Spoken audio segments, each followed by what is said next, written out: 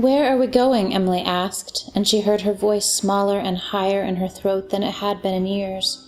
She looked at her hands, white and smooth. She didn't have that scar at her knuckle where she'd cut herself on a broken glass at the bottom of the sink, the cut she'd needed stitches for her senior year of college. On her feet were plastic jelly sandals, purple ones, her skin dusty between the cross-hatching.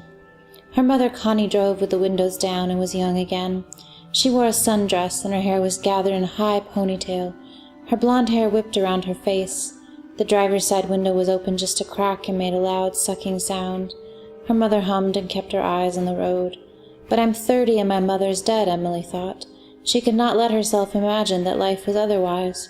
Even in dreams she was not able to let go. She wished she could, but she knew. I'm only dreaming. Connie was really dead. Emily was no longer a child. Everything was much worse than it looked right now. "Where are we going?" Emily asked again, this time speaking over the sucking sound from the window. Her mother turned to her and smiled, her cheeks bright, but her lips pale and dry. Connie never wore soft shades of lipstick, never had the soft feathered hair or chalky pale eyeshadow of the television mothers in the 80s, the mothers Emily had so wished for as a child. "We're going to Heartshorne," her mother said. "We're going home." Emily sat up and looked out at the blue-tinted window. The road before them was flat and empty of cars. They passed a ranch where the cows stared dully at the very edges of a thin wire fence. Chewing and chewing on what? The brown grass? Emily didn't know. Her small body made her afraid to ask questions. She imagined that she might accidentally reveal to her mother what she knew, that Connie had died in 2004 of lung cancer, that Connie really hated Heartshorne.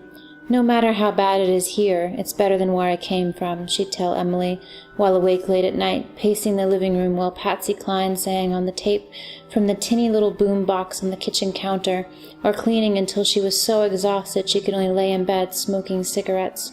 "Why are we going there?" Emily asked. Connie rolled up the car window and the sucking sound stopped. She heard only the muffled inside sounds of the car now, the road rolling underneath their wheels and the sound of the wind trying to get in. "Why?" Emily asked again. Connie kept her eyes on the road. They were coming up to sharp curves, some hills even, and though the grass was still brown, the trees were taller and houses scarcer. They were entering the country, not the rambling, long stretches of flatland, but the closer, secret hollows of forest.